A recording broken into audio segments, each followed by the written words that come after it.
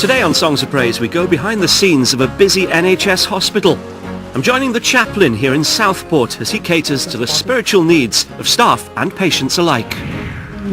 I'm privileged enough to meet a couple who are getting married on the ward. Hello. How are you? Shaken but not stirred. Their wedding has captured the imagination of the staff. It's something that's going to stay with me forever, I think. We'll also hear how one woman's faith has helped sustain her during a 5-month stay in hospital. Hurry up you go, Mrs.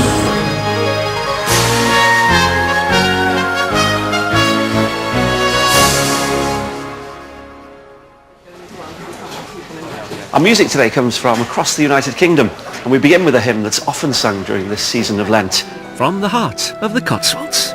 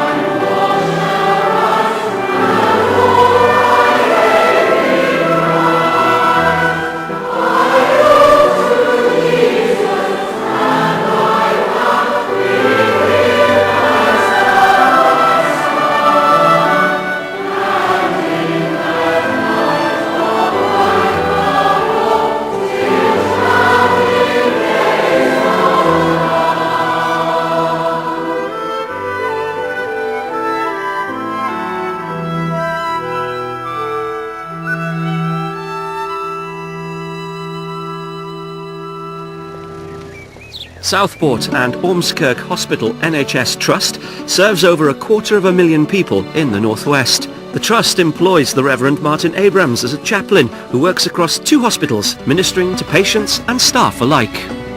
I've been invited to shadow Martin on his rounds and to experience a snapshot of hospital life through his eyes. Martin has been in the role for nearly 5 years and is on call to help people in all situations. So I bet no 2 days are the same here? Never. Often you'll get an urgent call, somebody's at the end of life, there's been an accident, A&E want you to go down and support them or support someone. Sometimes a phone call can change the whole course of your day. Do you ever wish you had a quiet parish life? Sometimes after a really busy day, and if you've been out once or twice in the night, maybe, but it's just a very different life. In churches you build up relationships with people over a lifetime. Here, you walk into people's lives for maybe an hour or 2 hours or a week or two, and then you walk straight out of them again. One couple Martin has got to know well over the past few weeks is Kate Hart and Frank Heath. They've asked him to conduct their wedding on the ward, a first for Martin. Hi Kate, hi Frank. Hi. Just a bowl of cherry. It's a chance to run through the ceremony.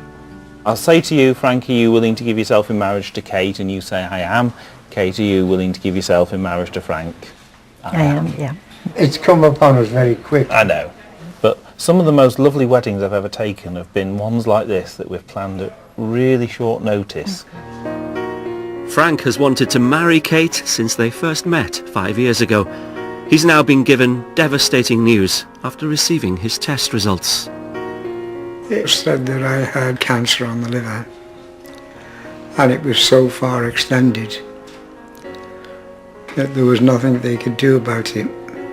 Now Kate has given Frank the answer he's been waiting for. I couldn't let him go without saying yes. It's his dying wish, and he wants to die happy. I would rather he lived happy. I love her. Love her to bits. He was crying the other day because he didn't want to leave me. So I said, love never dies. God is love. We love because God loves us. You're now to share this way of life which God has created. Frank and Kate are determined to make their ceremony a religious one.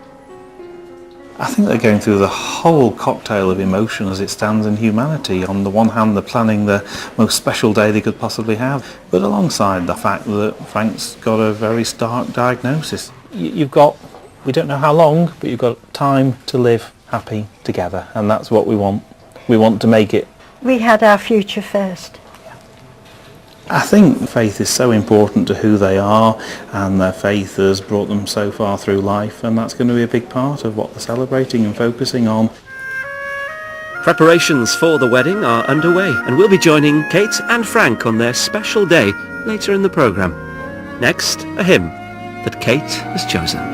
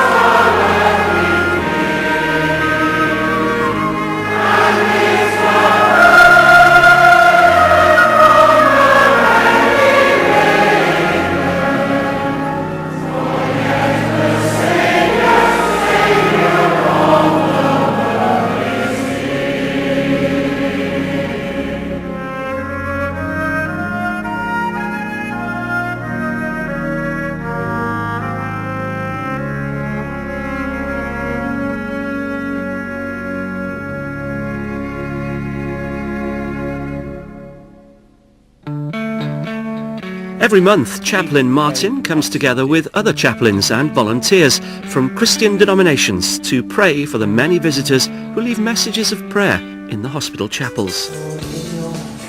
Hear our prayer. I think part of the Christian tradition and part of what it is to be a community is to uphold before one another and before God the needs and the issues of people, whether we know them or not. We invite people to go in and to leave prayers and intentions on the prayer tree. Some of the prayers we read are really heartfelt prayers. God help me is perhaps one of the most heartfelt prayers we ever hear. Most of the patients that Martin encounters tend to be in hospital for a short stay, but some on the spinal unit, like Janet Bundy, become regulars on his rounds. Martin has known Janet for the past 5 months. An accident at home changed her life. I was in the middle of house moving. I was on the second landing. I took a nosedive down the stairs and ended up in the hall. And I couldn't breathe. My daughter came scrambling down and she automatically phoned for an ambulance. Janet's fall left her with lasting injuries that she's still recovering from. I'm in the gym to try and improve on my transfers and my standing. My legs are against the bench though. Is that allowed? Not really, no. Oh, I'm cheating. Martin and the chaplaincy don't just provide spiritual rehabilitation. They also organise fun activities such as Messy Church. Often when people first come in here, they just see the weeks and the months stretching out before them and just wonder how on earth they're going to cope, and to see her now so positive and so engaged is just wonderful, amazing. She really is an amazing woman. Well, I'm hoping to be able to take a step or two, to be able to feed myself, and to be less dependent on other people. 1, 2, 3, up you go, Mrs. Bottom. Janet's an incredibly spirited lady. Wherever you go, she's laughing, joking. She raises the spirits of the patients and staff alike, and she's just a joy to be around. We went to the pub outside. One of Janet's daughters, Val, has come in for a visit, and they're taking a trip down memory lane. And that's us. Oh, that's nice. My mum is pretty special. She's obviously had real struggles in her life, but she just chooses to be positive.